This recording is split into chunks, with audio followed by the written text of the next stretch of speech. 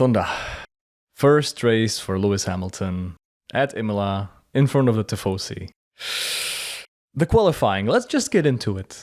Okay, because the qualifying, if you are a Ferrari fan, has been like a kick in the balls, literally. You know, it's quite a harsh start to what was supposed to be a pretty promising Grand Prix due to different upgrades, etc., right? How did you feel after the qualifying concluded with the two Ferrari drivers barely not making it into Q3 again?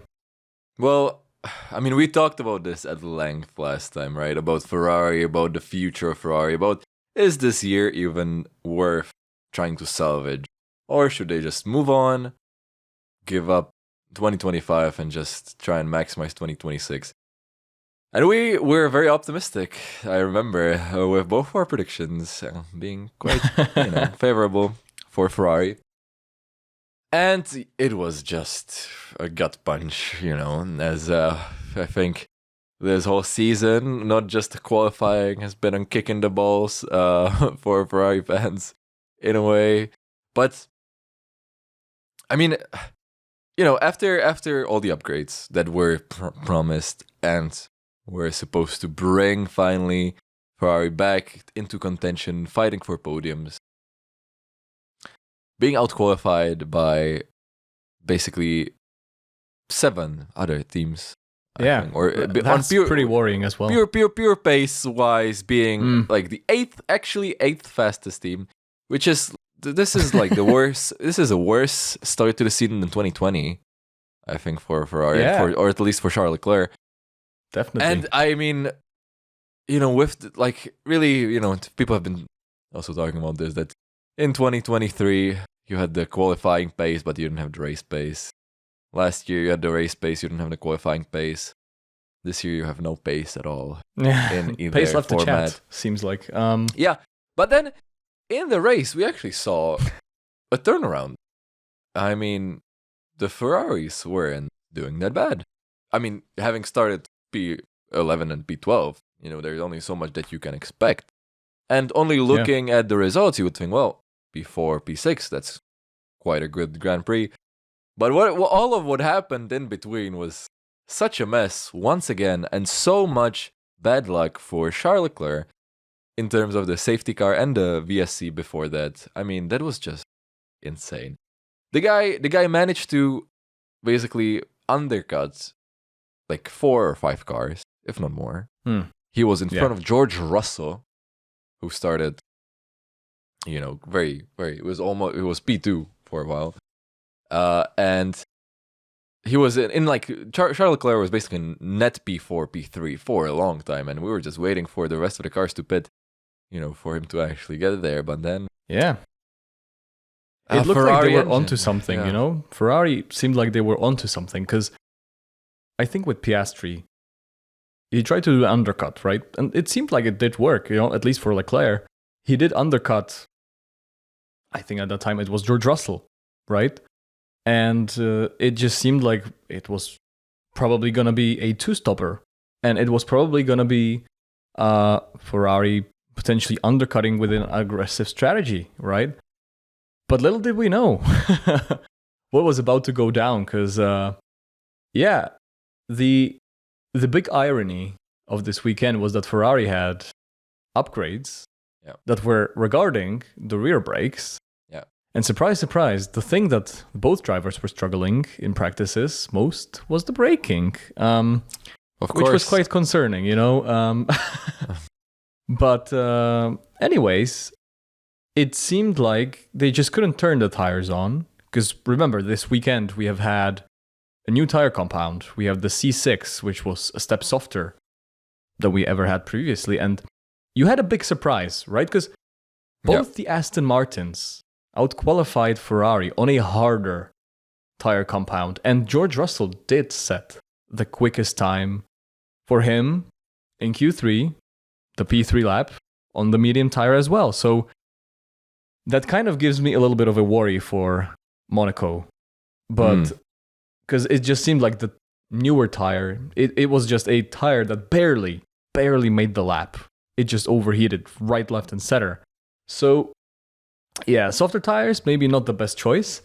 But yeah, Aston Martin starting P5 and P6 was also quite a big surprise, right? Because they apparently had a Adrian Newey upgrade from the new wind tunnel. I mean, it did work, but Fernando Alonso frustratingly finishing P11 after all the chaos. So yeah, I think there was a lot of stories at this Imola GP.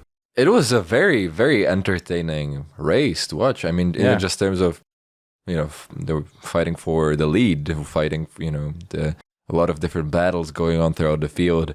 I mean, we had Williams, we had Alex Albon, right, fighting with Charles Leclerc up until the very end, which we'll talk about later as well. But I want to ask you, actually, you were in the grandstands, you were there in person. How was this race for you? Just only watching a glimpse of it, basically, only seeing one part of the track. Yeah. Well, I was actually sat after the Tamburello chicane. So I was sat on the mini straight before, I think it was the Villeneuve 2 grandstand. And I was lucky enough that we had a TV right in front of us. But God damn it, I didn't have high expectations of Imola. However, it did deliver. Like, I never expected to be seeing an overtake in that area. And I saw Lando Norris going around the outside of George Russell. That was just incredible. And, it was amazing. I enjoyed my time so much because you had the whole vibe, you had the Tifosi vibe. Yeah. And yeah, it was like, you just have to be there to understand that. But it was pretty electric. It was just like, they were buzzing. It was, when starting from P11, P12, hopefully the only way is forward. And they did, they did manage to do overtakes. They did manage to have pretty promising pace, which, I think that is a good sign, definitely, because now they just need to sort out their qualifying. And, Hamilton went on to say that he was really happy with the car, with the setup. So yeah, in terms of the whole just Grand Prix experience, it was incredible. And, let's just get right into it. Turn 1, lap 1. That I can't express how much everybody was shocked and just screaming, because I just thought they were gonna crash. But my God, what a move by Max Verstappen! Incredible. And I mean, this is the Max that we know and that we've seen pull moves like this, for years now.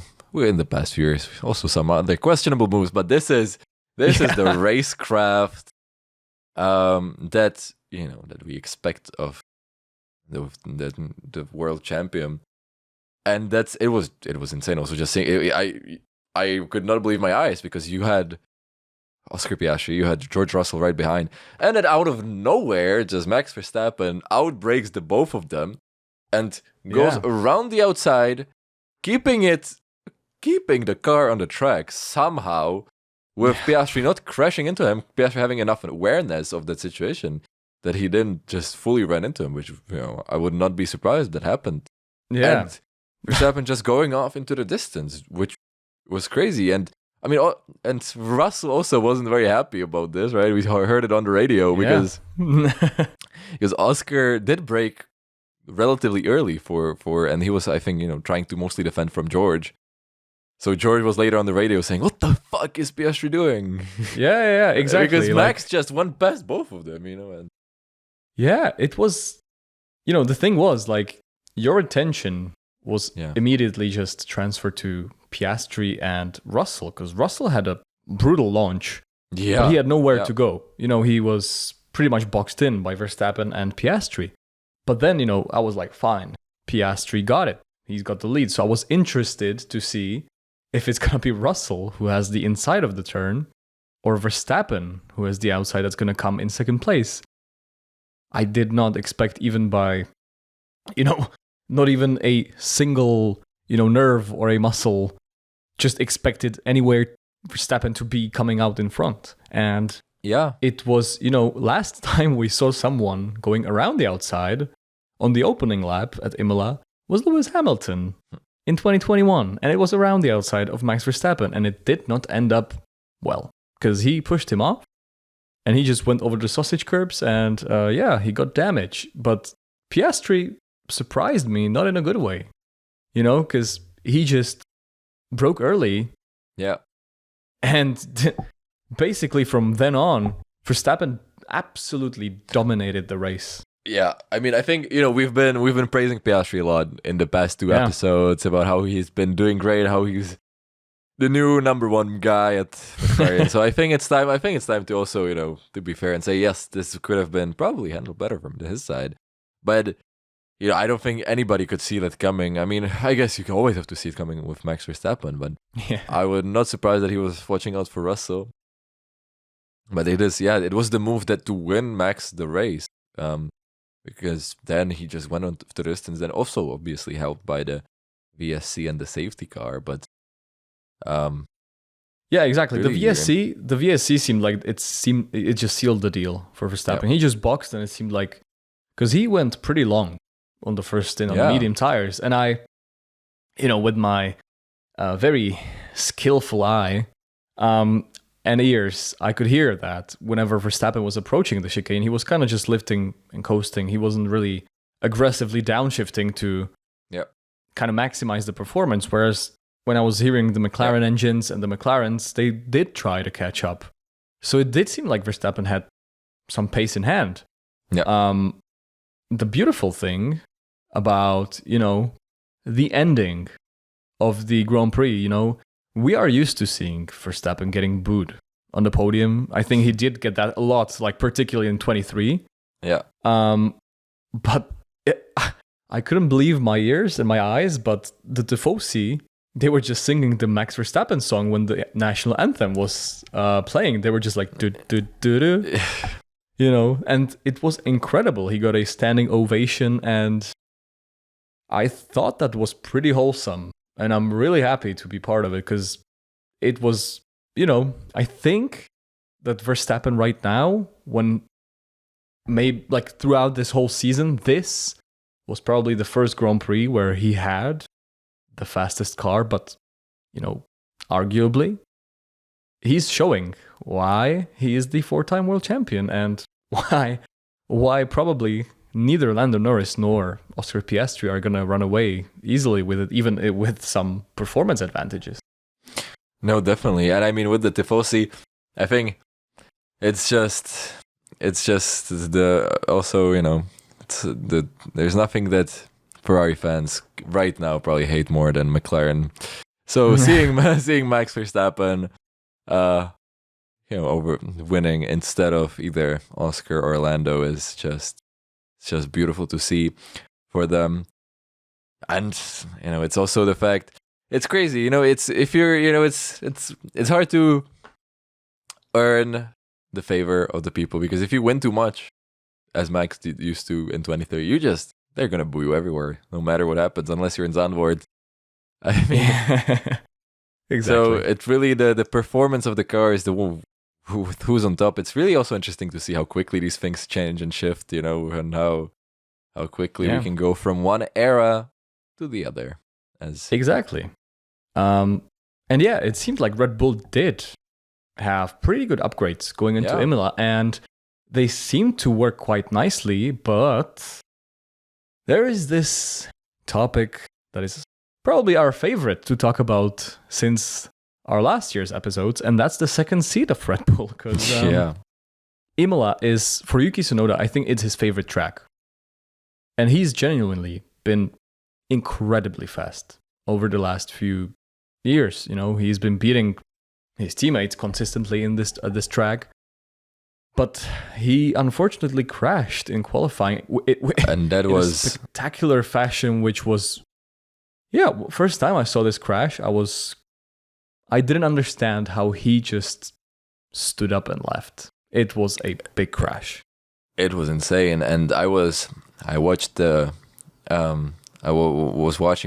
replay of the qualifying session because I didn't catch it live, and I just opened the F1 app, And in the thumbnail, there is just a car in the barriers, completely exploded. And I'm like, so I'm thinking, what the hell happened? And that was really one hell of a crash. I mean, thank God that Yuki could walk away from that just like that. I mean, it's a shame. It's a shame that kind of the streak of bad luck at Red Bull is continuing. I mean, especially at Imola. He did end up in the points, earning points in P10. Yeah. But it's just another race where I think that Yuki couldn't really show his full, performance in the Red Bull. Especially when your teammate is dominating the Grand Prix and winning it with which it really showing it really seemed more reminiscent of the Max that we saw, a few years back with the 10-second gap to Lando Norris at some point. But then, Esteban Ocon, the Ferrari engine of the Haas, just gave out. And then also Kimi Antonelli's engine as well later on. What was the reaction from the crowd when Kimi had his DNF at his home race in front of the home? Yeah, I mean, because at first it wasn't completely clear if it's Russell or if it's Antonelli, but then they zoomed in, you saw the different helmet, and everybody, you could just hear everybody saying, "Oh, who's that? Who's that? Who's that?" And they were like, "Oh no, it's Antonelli." Everybody was just so disappointed, and me too. Yeah, because on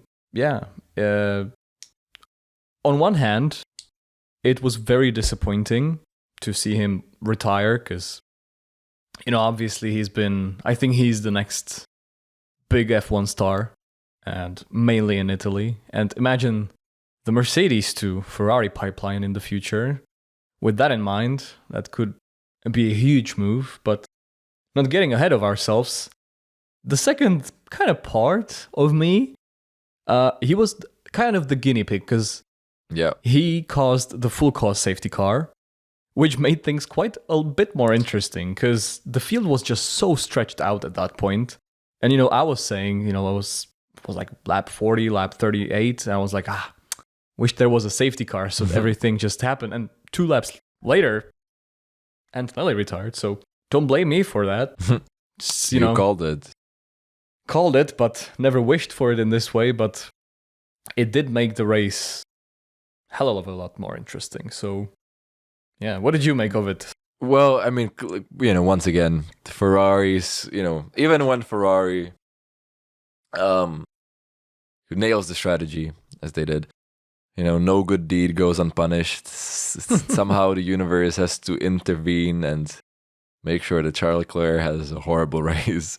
Because also there was another, there were another struggles with towards the end, with the communication with the team strategy, as well, because Charles was on pretty old hard tires at that point that he got during the VSC, but they told him that there's that the softs wouldn't last because there were still 17 laps.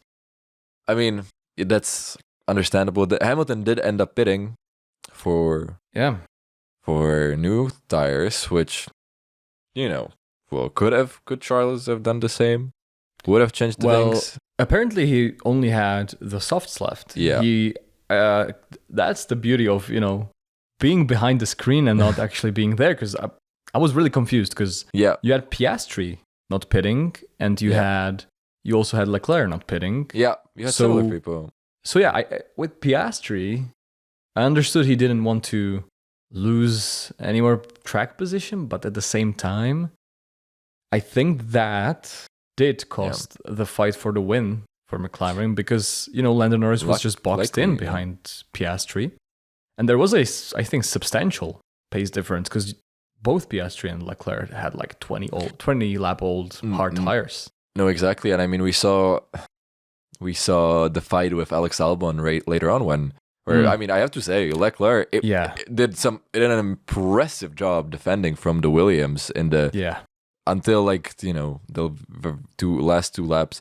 And I think we already talked about this a few times, but Williams, what the hell are they doing with the car this year? They have more points than in the last 2 years, all years combined. which is insane. Alex Albon with the P5, almost P4. I mean, P5, but Albon was running in second place for a good amount of time. And, that was not, he was running in the podium places on pace, on merit.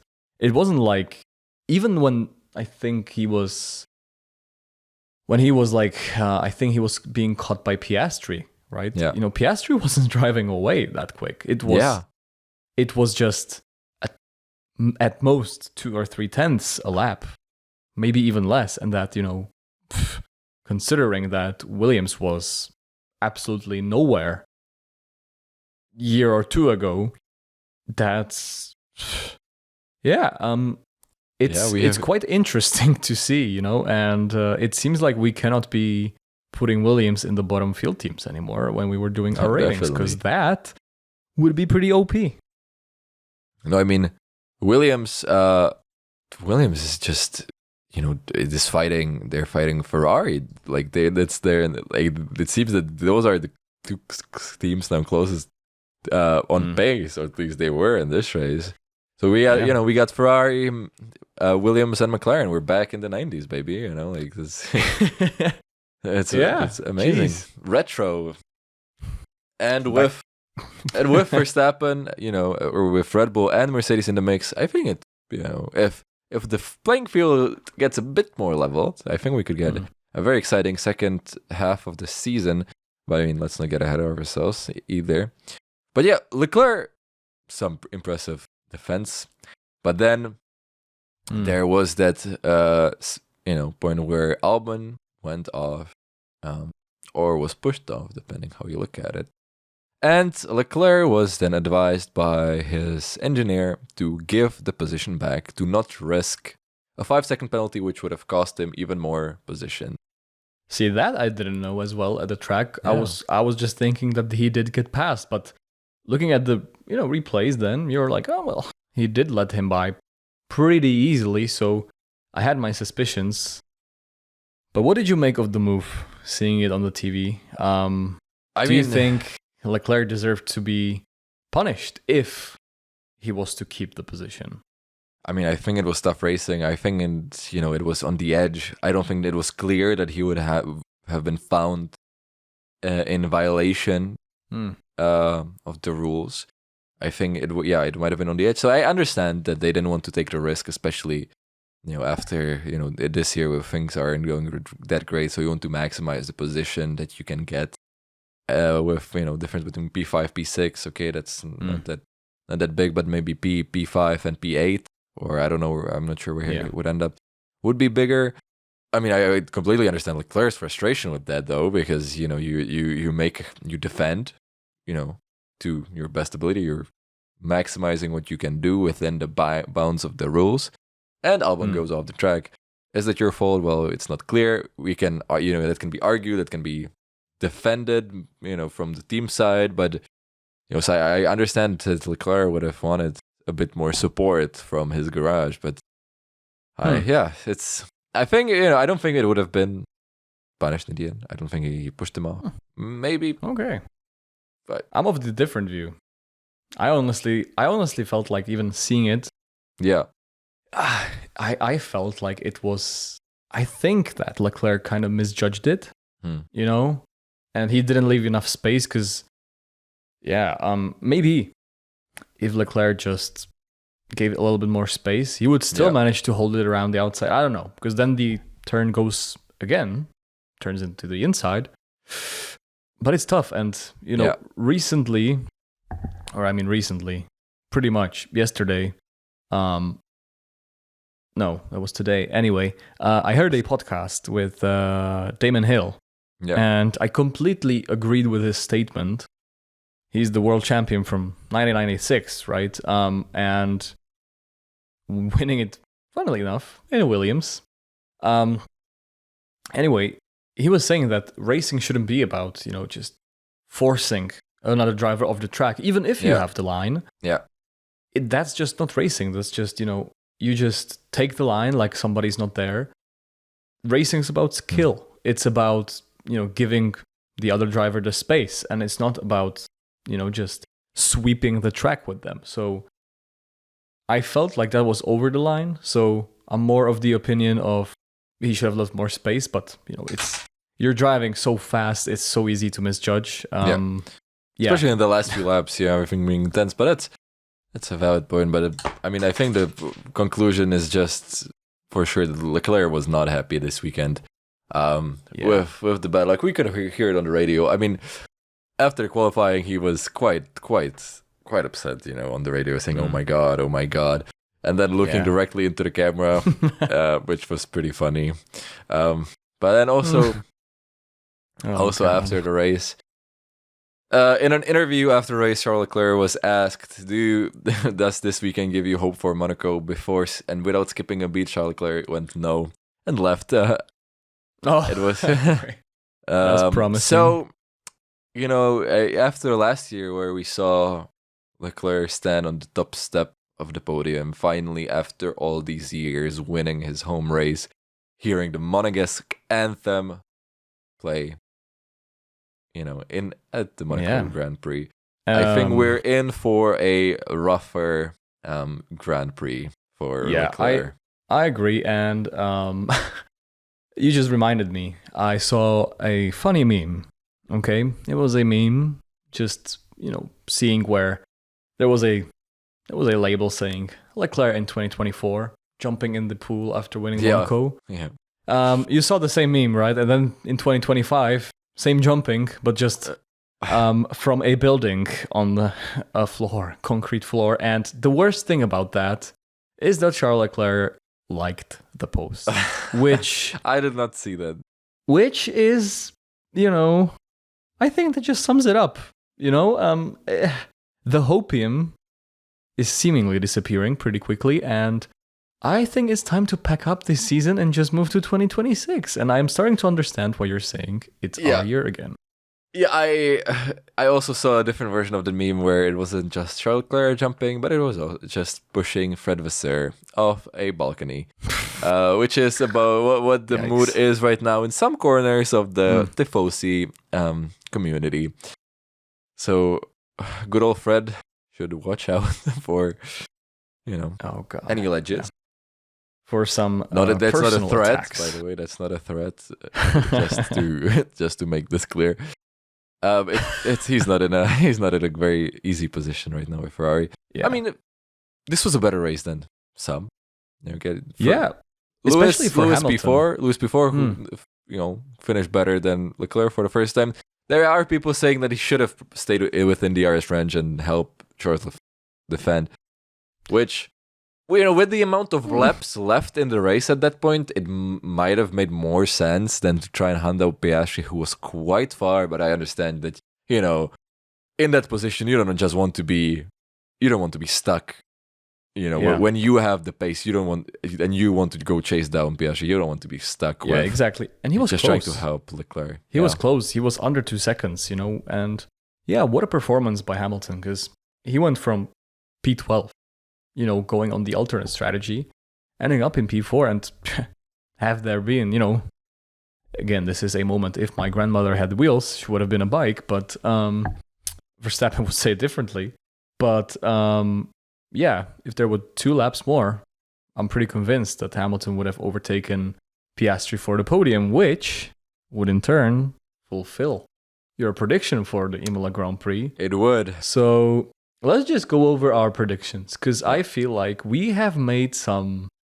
We were feeling statements. very, very, very brave last time. And both regarding Ferrari. Because I did say that we will see a Ferrari car on the podium. I feel like this is like the 5th time that I made this prediction over the course of our podcasts coming out. I don't know if it came true at any point when I said this. Maybe I am jinxing the Scuderia and should keep my mouth shut. Yeah, I was just about to say that. But yeah, how did your prediction end up going? You know what? I predicted that Ferrari will not make any screw ups. Yeah, and that being strategy, that being maybe some even strategy calls such as swapping positions, like it happened in Miami It still hurts.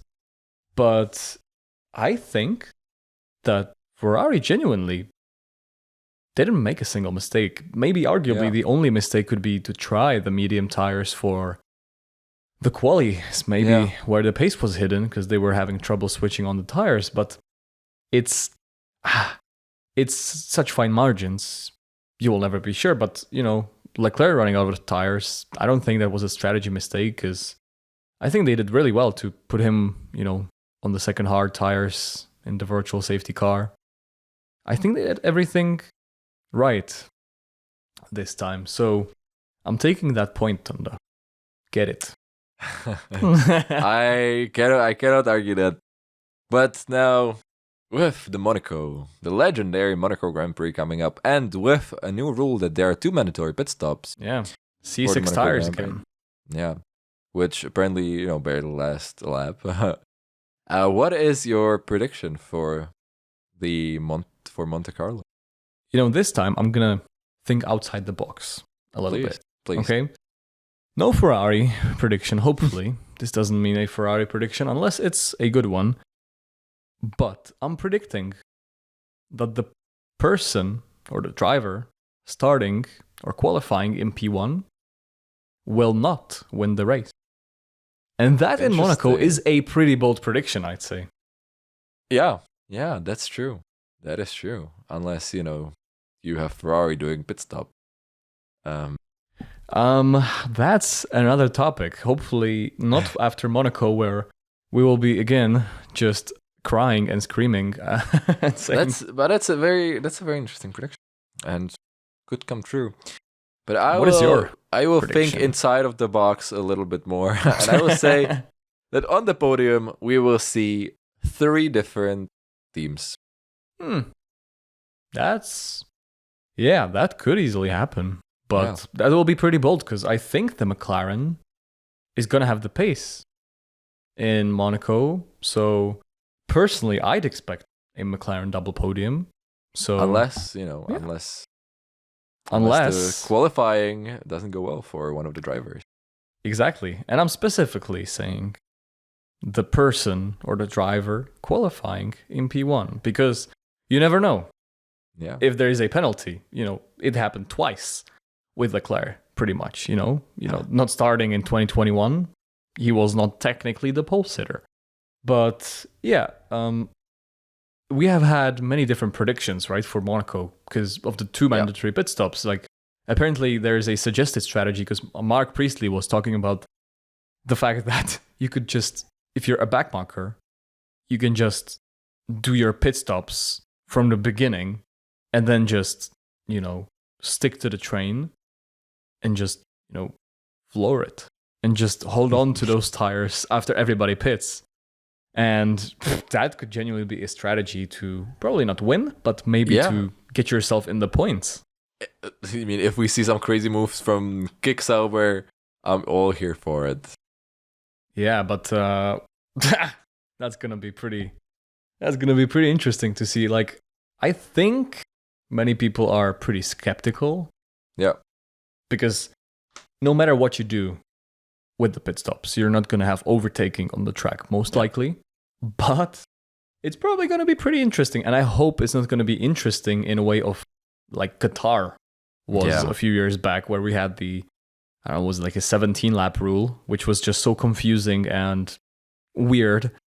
But I hope it's genuinely gonna maybe just incentivize the guys in the front to really push to utilize the new tires and to create a gap and make pit stops. So that'll be pretty fun to watch out for. And we have it again next week. So 1 week, baby, only 1 week after the Imola Grand Prix. But getting back to Imola, let's look at our driver of the weekend. And no cheat codes allowed. Williams is now officially in the first 5 teams because I'm having none of it anymore. And hopefully we're not going to have Ferrari in the bottom field next time around. Look, a few more races like this, and we genuinely might.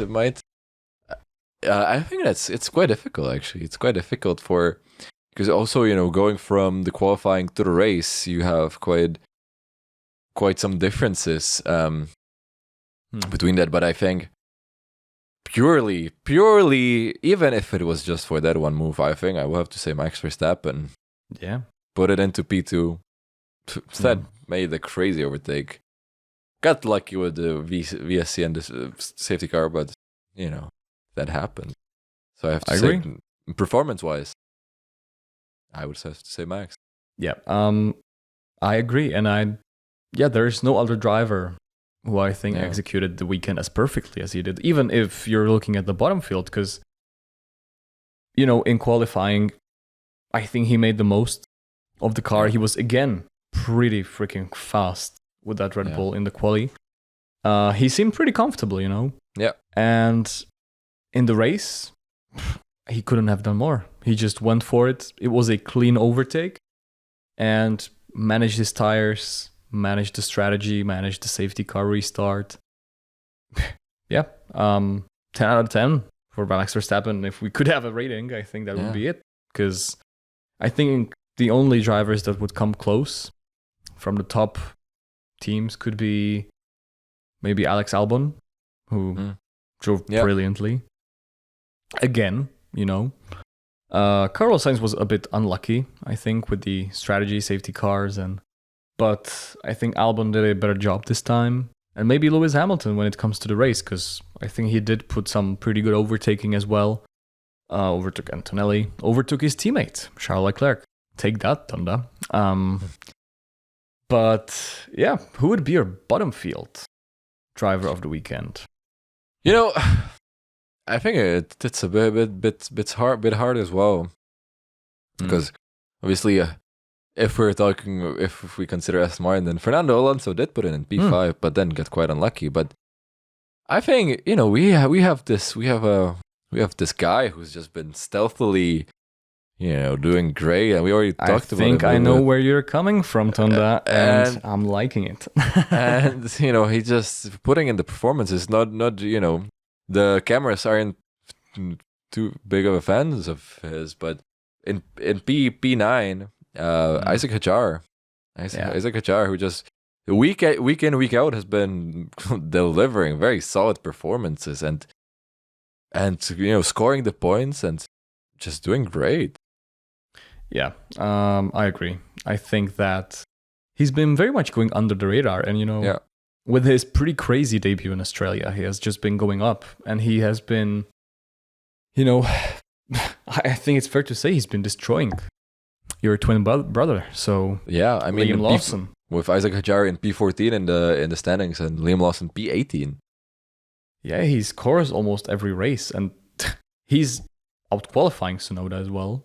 Yeah, which is pretty crazy. And again, we get the comments from Helmut Marko saying that probably Tsunoda feels Hadjar breathing down his neck. But, he's really, really good. He's quick. He's smart when it comes to racing. And he's pretty consistent, as well. And starting to look like, for V-Carb and for Red Bull, they're like Liam who? I don't remember. Yeah, what a sad story actually for Liam Lawson, who just a few weeks ago seemed like the next poster boy for Red Bull and the successor to Max Verstappen. Exactly, and it's pretty unfortunate, but I don't know. Depends for how long Tsunoda swims in Red Bull and doesn't manage to sink, but I feel like Isaac Hadjar, I think he's been doing even better than when Tsunoda was in the first year Red Bull. And Hadjar, for himself being a rookie, he's pretty mature. It was a shame in the qualifying because it seemed like he had more pace than where he qualified. He was pretty upset with him. He was banging the steering wheel and he was like pretty upset, but God, he still was in Q3, I think. So he's done a brilliant job. I was qualified both Ferraris. Which is something that I didn't think of until you mentioned. So I'm just going to cry myself to sleep tonight. But yeah, as you say, he's been consistently around the P10 mark. And in every quali session, in every race situation, he's pretty much been there, and you don't see him making really silly mistakes, So it's pretty mature for somebody who has done a handful of races. Yeah, I definitely agree. Yeah, so speaking of someone who has done a handful of races, Franco Colapinto has returned to the chat. That is true. And somebody else who rejoined the chat is Flavio Briatore, because Alpine. Let's take a second, speaking about Alpine before we speak about the biggest winners and losers. Obviously, the controversial history of Flavio Briatore. Yeah, it's pretty well known in the paddock, being pretty much, I think, responsible, or being one of the people to take the responsibility for Crashgate in 2008. Happened in Singapore, right? And this is also one of the grounds of Felipe Massa's court case against, FIA, or against somebody trying to take Lewis Hamilton's first title, because in Singapore, Nelson Piquet Jr., he crashed, I think, on purpose, or he was kind of told. Nevertheless, long story short, he crashed so that Fernando Alonso, then his teammate in Renault, could win the Singapore Grand Prix, because he was in a good position if the safety car came out. And that influenced the order of the cars. And he did get a lifetime ban into the F1 paddock. So, I guess lifetime bans are shorter than I thought they would be. Yeah, lifetime bans are seemingly shorter than Ferrari's hope titles. Because last time Ferrari won the title was in 2007. So we got Flavio Briatore back before we had a Ferrari world champion. So again, we can now safely, with no irony, say it's been a lifetime since the last Ferrari title. Yeah. What is your opinion? Because obviously you have not been following Formula One at that time, but I assume you know quite well who Flavio Briatore is, responsible for big careers, for example, Michael Schumacher, or as we said, Fernando Alonso. So what do you think of him returning to the paddock, not in the consultant's role, and actually as I think he's now the team principal of Alpine, isn't he? Well, I think this can be summarized just with saying that Alpine, they are just insane. Yeah. with their management and with whatever they're doing. I mean, they are not performing that bad, Alpine, right? We saw also Pierre Gasly and Jack Doohan, now Franco Colapinto not qualifying that bad, especially Pierre Gasly and Jack Doohan, I think last Miami, was it? But anyway, in terms of organization, it just seems like Alpine are just have. I think it was when Otmar Selfner was still the team principal. I think in Drive to Survive, he said that you can't expect to get 9 women pregnant and have a child in 1 month. And when talking about Alpine and how the inner workings of the team are. So I think it's, just having Flavio Briatore is a symptom of something rather than the cause. I mean, the fact that it is him is quite insane, given everything that you've said. But I think Alpine are just lost. Yeah, I agree. And, I think that one of the main reasons for why this driver swap happened between Doohan and Colapinto is exactly Flavio Briatore, who, I think Doohan's dad commented pretty aggressively saying, seems like Alpine is becoming a paid driver team. And, Colapinto crashing in his first qualifying session is not a great thing, right? But I don't know. He did seem pretty quick in the race, but I don't know. I'm just. It's a weird place to be, because I feel like Doohan didn't get the amount of races he needed to really show his potential.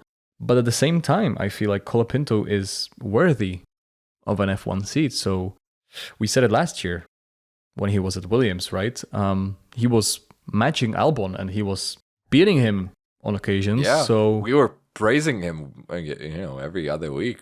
Yeah, exactly. When he was not crashing and putting the whole into the budget cap, he was brilliant, So we'll have to wait and see, because Monaco it's definitely a track of a lot of confidence that's necessary. So yeah, I'm quite interesting of how this turn of events will look like. But let's look at our biggest winners and losers of the Imola Grand Prix, which, by the way, seems like is the last one for maybe forever in F1 or for a good while. Which, if it does, if it is, it did go out with a bang. That is true.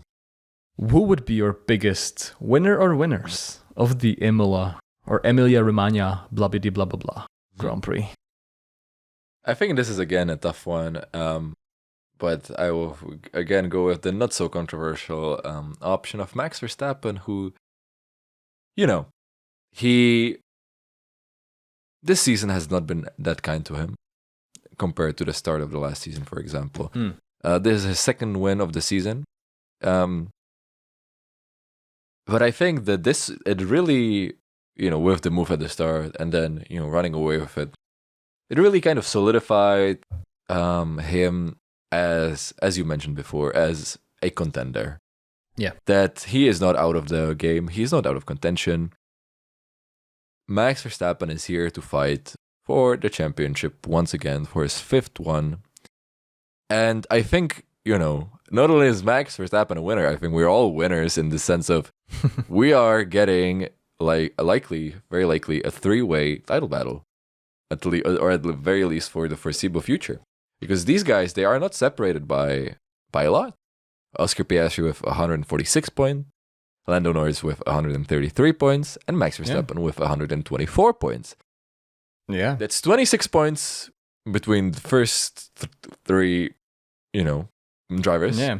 It's one race win plus 1 point. Exactly. And I think we all remember, back in 2021, when Max was running away with it, Toto Wolff said, 1 DNF is all it takes. And they did make it happen. They did make it happen. So I think a lot of excitement for what's to come. So I think Max just showed that he's still in it. That's a good one. I'll stick with the outside of the box thinking. Please. I'm gonna say, drum rolls please, Aston Martin. Yes. Not a bad option. Not a bad pick. They did go from Italy somehow qualifying P5 and P6 without scoring points. But they were pretty much shafted, I think, by the safety cars.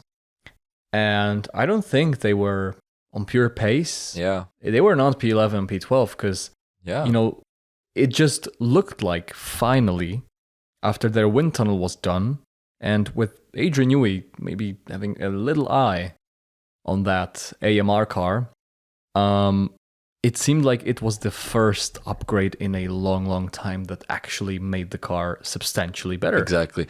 Which is a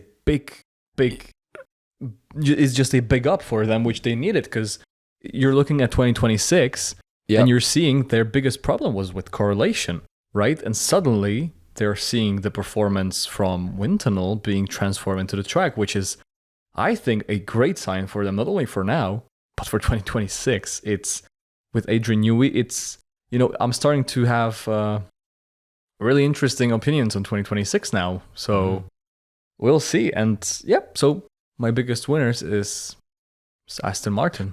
And I mean, also, especially in terms of, if we go back and think to 2023, when Aston Martin started out really strong with Alonso being exactly a very, very consistent occurrence on the podium.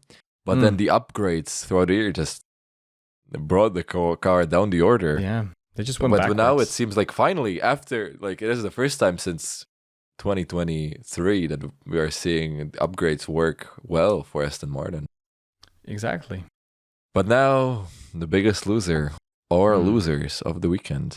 Who would you go for? Actually, I'm going for Mercedes. Because, Russell did put in, Mr. Saturday put in a great lap on the medium tires, being in P3. Yeah. But, he ended up in P7, and it just looked like the pace just wasn't there. He got overtaken by Norris around the outside of completely on an unorthodox overtaking spot.